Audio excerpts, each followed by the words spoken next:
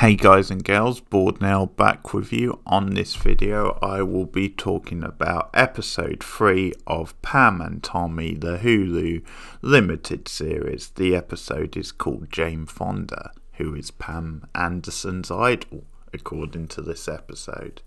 So another really enjoyable episode of this. We get more into the whole sex tape thing and about Rad and Ron trying to distribute it, trying to get it out into the public and coming across some hurdles, and we see Rad come up with this sort of inspired idea to sell it on the internet, because 1995 the internet very much in its infancy and it really was an untapped sort of thing at the time. So to actually see it back then at such an early stage, I guess something like that appearing on the internet stands out a lot more than it might nowadays. But part of what this show is about how attitudes have changed since the 90s and about how the phenomena of a sex tape has changed in terms of the celebrity involvement and the control and things like that. But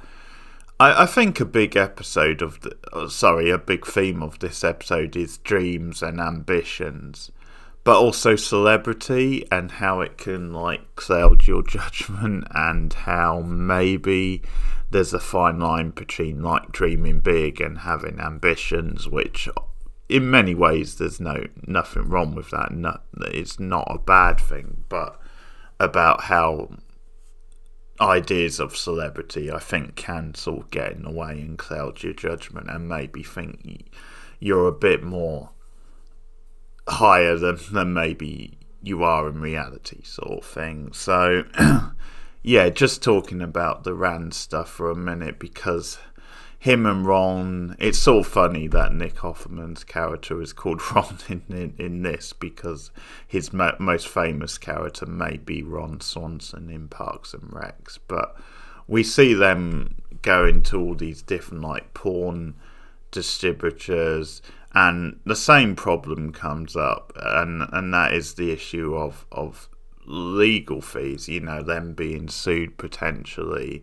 The other problem, which is raised by the first guy who they visit, is he says then if you want to put porn in a cinema, in a viewing theatre, then no problem, that would be very successful, very popular. But if you wanted to sell it in the local bookstore or on a video, a sex tape in this case, then no way, it would just lead to too many problems. And I'm assuming that's probably true back then, and maybe not so today when people are more used to it. But it's another big thing that this show is about. It's about looking at, the whole thing besides, behind porn tapes and stuff like that, and how it's almost this idea of something being private, which makes it so sort of open to scrutiny by the authorities, and about how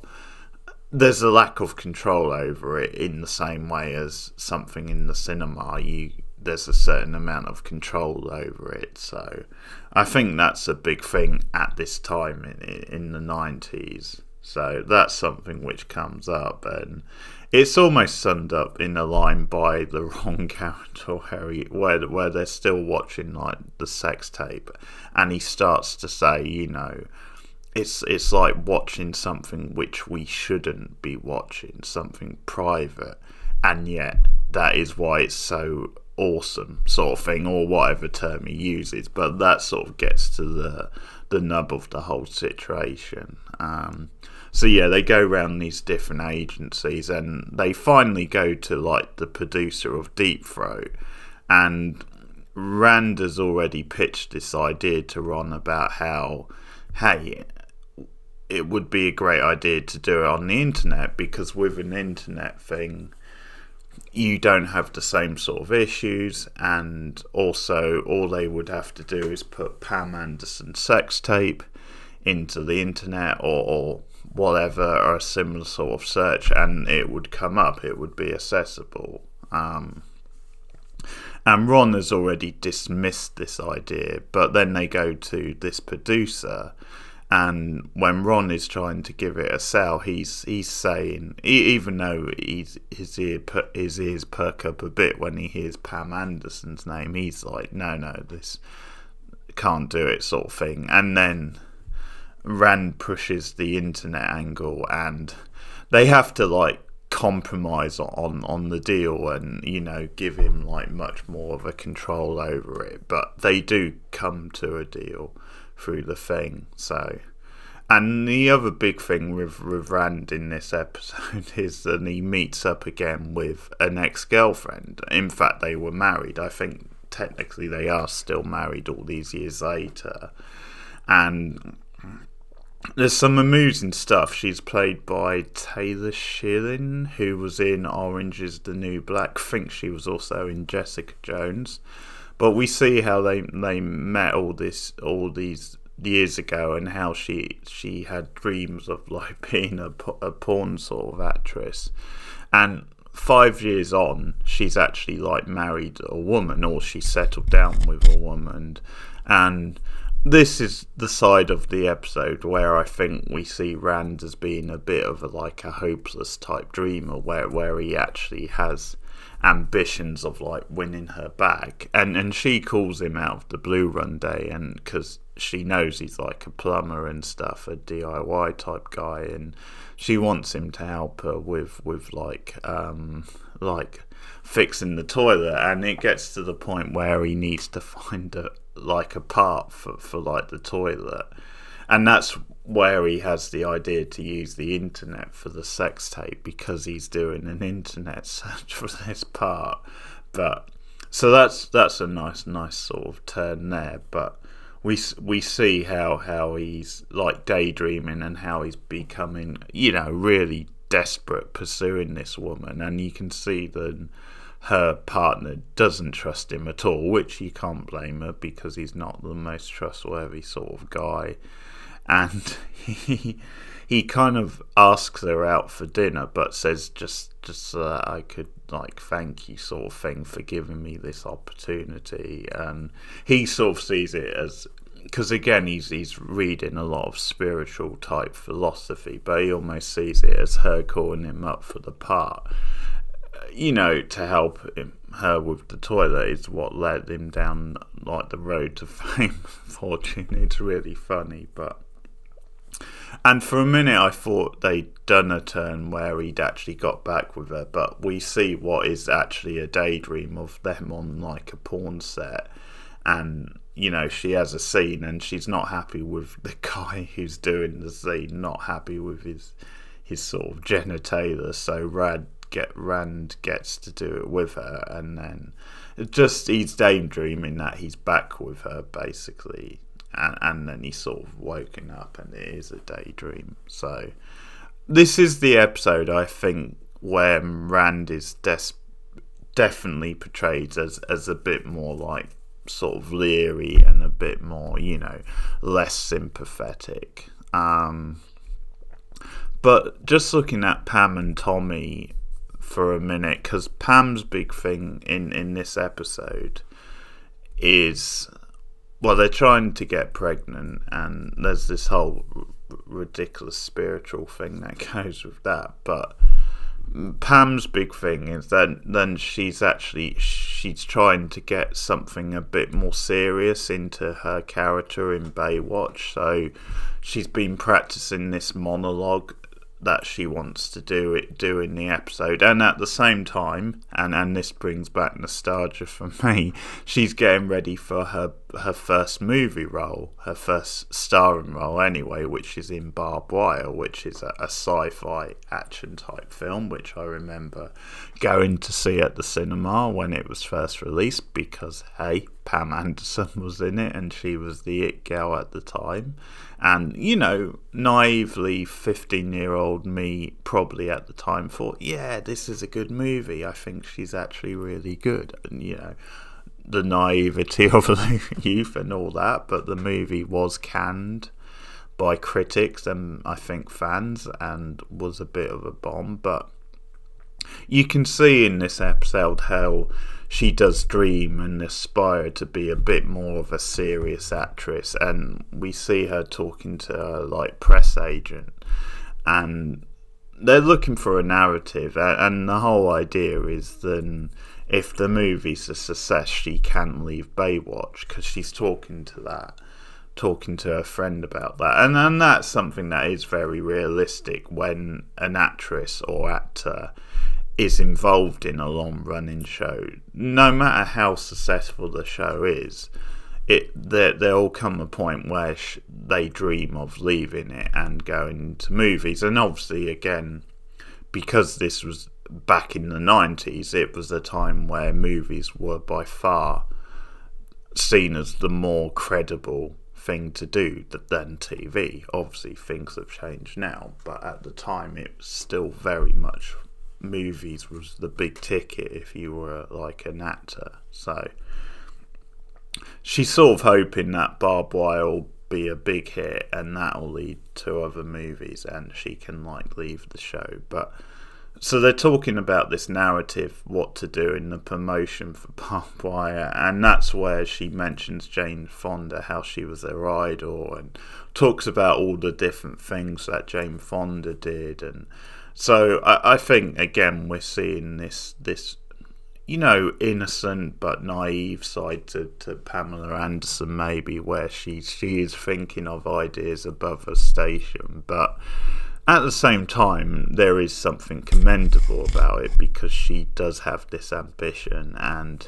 there's something quite sincere about her. And we see even more of it in this episode, where Lily James is doing a great job of making her very relatable, very sweet and very innocent, while naive and a bit out there at times.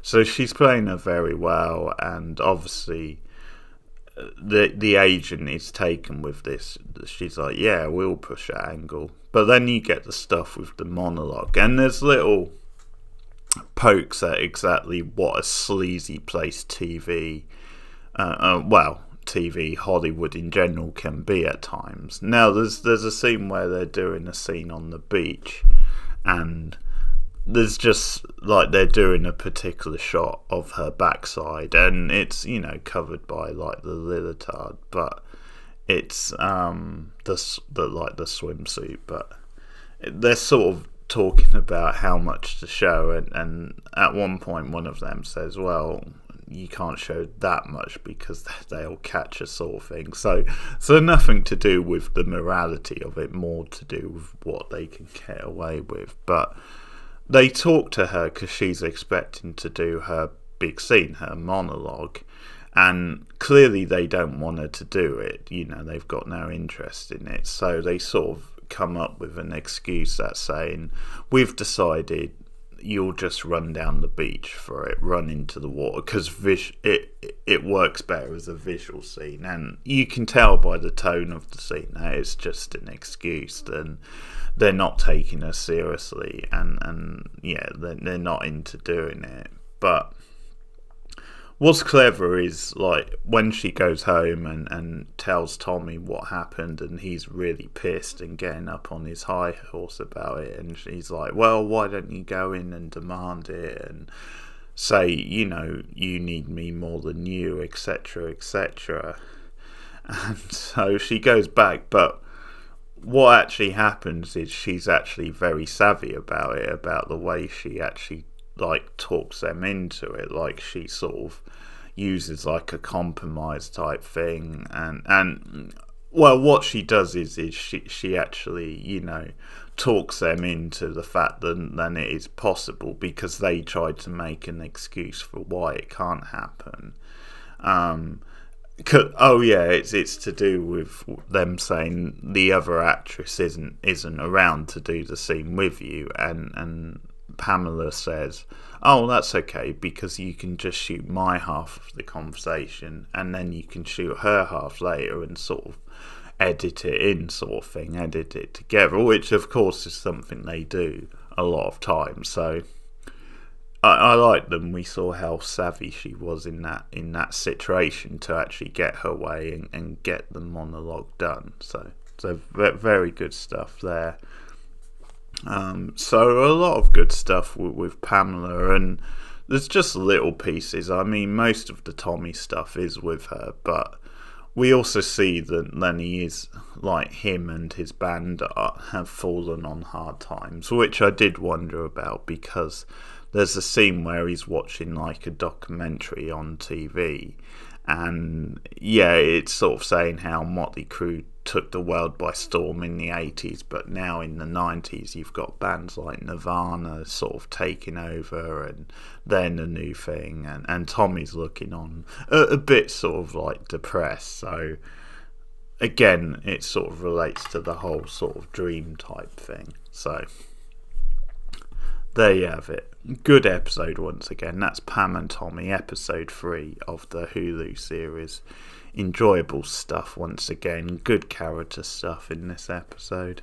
Let me know your thoughts in the comments below. Like and subscribe. A couple of other new shows I'm doing at the moment. A new streaming show again. I'm doing Suspicion, the Apple TV show, the new Thrill series from them. So I've done a couple of episodes of that so far. You can check that out on the channel. And also the HBO show Euphoria. I'm doing season 2 reviews of those on the channel. So look out for more of that. And I'll be back with more Pam and Tommy soon. See you later.